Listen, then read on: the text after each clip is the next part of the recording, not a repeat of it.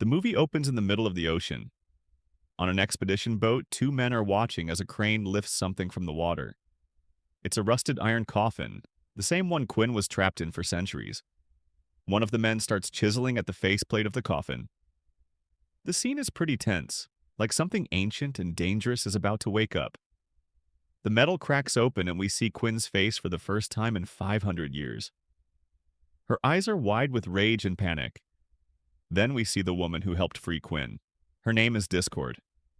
The Old Guard 2 begins 6 months after Andy, Copley, Nikki, Joe, and Niall started working together, taking on missions and doing everything they can to keep the global crime rate as low as possible. During one such mission, they break into the home of an arms dealer who appears to be purchasing heavy artillery, only to discover he's just a middleman, not the real buyer. The actual buyer is a woman seen on CCTV alongside a man. Niall immediately recognizes her and tells the team about a recurring dream that's been haunting her. In it, the same woman storms into a vast library and violently attacks the librarian. She steals several books, her eyes filled with vengeance, clearly plotting something sinister. Andy doesn't recognize the woman, but she instantly recognizes the librarian. Joe has secretly been visiting Booker despite his exile. Nikki eventually catches him and is furious at the betrayal, but it turns out to be a blessing in disguise. Through Joe, the team finds out that Quinn has kidnapped Booker, not out of vengeance, but to get to Andy. Andy and Copley travel to Seoul, South Korea to meet the immortal named Tua.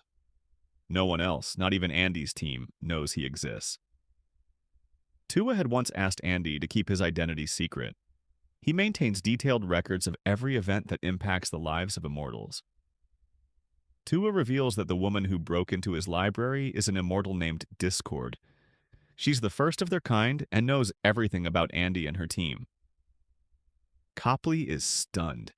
He's always believed Andy to be the first immortal, but Tua insists otherwise. Discord, he says, had been present during the witch trials in England when both Quinn and Andy were captured. He met her then, but afterward she vanished. Andy asks Tua to join her team. She knows they'll need all the help they can get in what's coming. Booker is eventually released, and Andy is left in shock. Andy feels both guilt and dread. She had stopped looking for Quinn centuries ago, abandoning her to 500 years of agonizing, endless drowning. When the two women finally meet, Quinn doesn't hold back. She was rescued by Discord while the woman she loves, Andy, gave up on her. They fight brutally and Quinn makes her position clear. She's siding with Discord, but before anything else, she demands her necklace back. Andy tries to reach her to cut through the anger to explain, but Quinn is blinded by rage. At first, Andy assumes Discord wants to stop them from interfering in mortal affairs, but the truth is much more devastating. Tua uncovers something unusual during his research. According to legend, if the last immortal stabs another immortal, that immortal loses their powers. Discord tells Niall that she is the last of their kind, which explains the strange connection between them first and last. In part 1, Niall stabbed Andy and Tua believes this is why Andy became mortal. Another legend suggests that when the last immortal wounds another, it may also allow the immortality to be transferred to someone else. Meaning if Niall wounds one of the immortals, that person could choose to pass their powers to another. Booker decides to test the theory. He's exhausted, his family is long gone. He wants peace, closure, and end. He and Niall engage in a friendly sword match, during which she wounds him. He then quietly goes to Andy's room and transfers his immortality to her, restoring her powers, but Andy doesn't know. Copley then intercepts intel. Discord and her followers have taken over a nuclear facility in Serpong, Indonesia. The plan?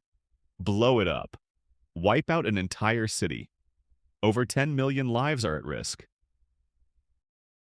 Niall suspects it's just a distraction. Discord has already hinted that she wants Andy's team, but they go anyway, determined to stop what they believe is a mass atrocity. Andy's suspicion is confirmed. The nuclear threat is a near screen. One by one, the team is taken out and captured inside the facility. Andy and Booker fortunately end up together in the same wing. Amid the chaos, Andy discovers what Booker has done. He gave up his immortality for her, but before she can fully react, she's locked out of the room. Discord's men kill Booker right in front of her. The sight breaks something in Andy. Fueled by grief and rage, she charges through the corridors, ready to tear down anyone in her way, but the facility is empty. The enemies are gone.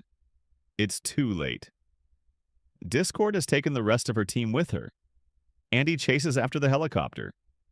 She catches up just in time, and she and Discord clash in a brutal high-stakes fight. Blow after blow, it becomes clear. Discord isn't just dangerous, she's skilled. And that's when the truth comes out. Discord is no longer immortal. She lost her powers just like Andy once did. And now she needs Nile to get them back. Her plan is methodical and cruel. Capture all the immortals, force Nile to stab them one by one, and torture them until they surrender their powers. She believes enough pain will break their will. By the end of the film, Discord wins the fight. She stabs Andy and escapes with the others. The entire team is captured. Only Andy and Quinn are left behind. Now it's up to them to rescue everyone. But there's one major problem. Quinn, too, has lost her immortality after being stabbed by Nile, which means she could actually die now. In the final scene, Andy and Quinn then charge ahead together, daring to face off against Discord and save their old guard friends, leaving the plot on a cliffhanger.